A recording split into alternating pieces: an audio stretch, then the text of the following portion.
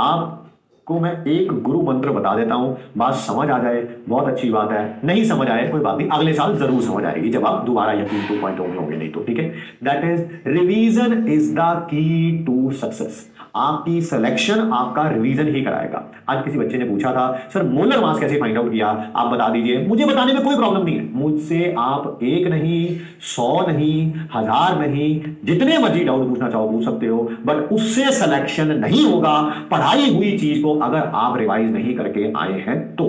अगर रिवाइज नहीं करके आया, मैं फ्रैंक बोलता हूं, फेयर बोलता हूं, मीठी चुकड़ी चुपड़ी बातें नहीं करता हूं, जो सच होता है मैं वही बोलता हूं। आप लोगों को ट्रीट करने का मेरा तरीका बिल्कुल वही है जैसा मैं अपने बेटे के साथ ट्रीट करूंगा। ना उसके लिए कोई स्पेशल प्रिविलेज है ना आपके लिए स्पेशल प्रिविलेज है। उससे प्यार से बात करी जाती है, जब वो अच्छा करते हैं, नहीं अच्छा करते हैं पहले प्यार से ही समझाया जाता है। अभी मैं प्यार से ही बोल रहा हूं कि भाई रिवाइज करके जरूर आए, आपकी सिलेक्शन कर, इसमें मेरा कोई स्वार्थ नहीं है। मैंने तो क्या किया, मैंने मोलर मास दोबारा बता दिया, बट मुझे उससे बताइए गेन क्या हुआ, what did you gain from it.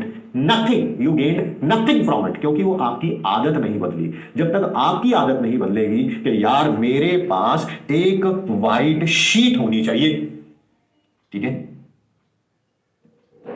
White page की शीट होनी चाहिए, और रोज मुझे इस पे जो भी फॉर्मूला सर लिखवाते हैं वो इसमें राइट करने हैं मेरे को, और क्लास में जाने से पहले रिवाइज करके जाना है। सर मेरे को रिवाइज करने पर भी याद नहीं रहता है। सर मेरे को रिवाइज कर लिख के याद करो। दुनिया का कोई ऐसा पर्सन जन्माहीन अभी तक तो पैदा नहीं हुआ है जिसे भगवान ने मतलब कि फिजिकली और मेंटली साउंड भेजा हो कि जो लिख के याद करे और उसे लिख के भी याद ना हो, लिख के भी याद ना हो, ठीक है। ऐसा कोई पर्सन आज तक तो पैदा नहीं हुआ। अगर मतलब कि आप नॉर्मल आईक्यू है आपका, मैं ये नहीं कह रहा हूं कि आप बहुत तगड़े हैं और जिसे एक डॉक्टर बोल देता ना कि ये फिजिकली और मेंटली फिट है, बस उतना आईक्यू, उतना मिनिमम आईक्यू की बात कर रहा हूं। दुनिया में कोई ऐसा पर्सन नहीं है कोई लिख के याद करे, ठीक है, तो उसे याद ना हो। ये चीजें नहीं अप्लाई करेंगे, मैं कह रहा हूं अगले साल फिर ड्रॉप करना पड़ जाएगा। अपने एक्शंस उस प्रकार से रखिए, ये से रखिए कि ये लास्ट ईयर है भाई जब आप ड्रॉप कर रहे हैं, last year, there is no if no but, अगले साल आप ड्रॉप नहीं करेंगे। और अब जब मुझे पता है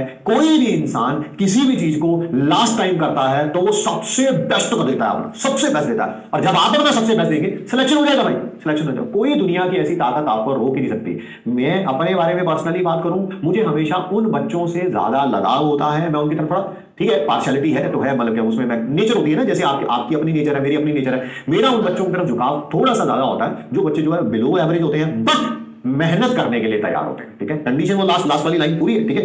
बिलो एवरेज होने से कोई प्रॉब्लम नहीं है, कोई प्रॉब्लम नहीं है, क्योंकि अच्छा क्यों प्रॉब्लम नहीं है, क्योंकि मैंने बहुत सारे सैकड़ों हजारों बच्चे ऐसे देखे हैं जो बिलो एवरेज होते हैं यार, बट हाँ मेहनत करते रहते हैं और अगले साल सिलेक्शन ले जाते हैं, ठीक है। हाँ मुझे उनसे जरूर प्रॉब्लम है। आप किसी भी लेवल पे हो, बिलो एवरेज हो, एवरेज हो, अबव एवरेज हो, और आप पढ़ाई नहीं करना चाहते हैं, आप रिवाइज नहीं करना चाहते हैं, आप क्लास का डेकोरम मेंटेन नहीं करना चाहते, तो फिर वो कुछ भी बात हो, ठीक है। मुझे मैंने एक एग्जांपल भी दिया था यकीन 2.0 के लॉन्च में, वैसा एक बच्चा नहीं है, वैसे कितने बच्चे हैं, दैट इज सक्षम जैन का मैंने एग्जांपल दिया था, ठीक है, कि सक्षम उन बच्चों में से है जिसके लास्ट ईयर 249 मार्क्स थे, ठीक है। इस साल अप्रोक्सीमेटली जो है वो 630 के आसपास स्कोर कर रहा है। आई बिलीव ऐसे बच्चे जो है वो हिस्ट्री क्रिएट करते हैं यार।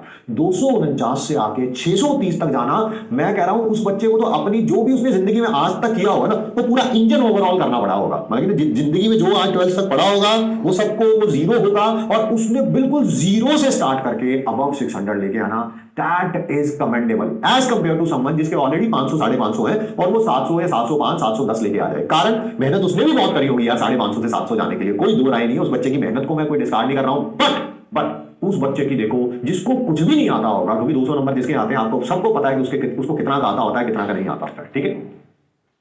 तो आई बिलीव ऐसे बच्चे जो बिल्कुल जीरो पे हैं उनका हाथ पकड़ना, उनको चलाना, जब वो गिर जाए तो दोबारा उनका हाथ पकड़ना, उनको कहना कोई बात नहीं हम हैं, कभी कभी धक्का भी मारना पड़े धक्का भी मारेंगे, या तो भाग, गिरेगा तो मैं उठा लूंगा तेरे को, वो मेरा मकसद है।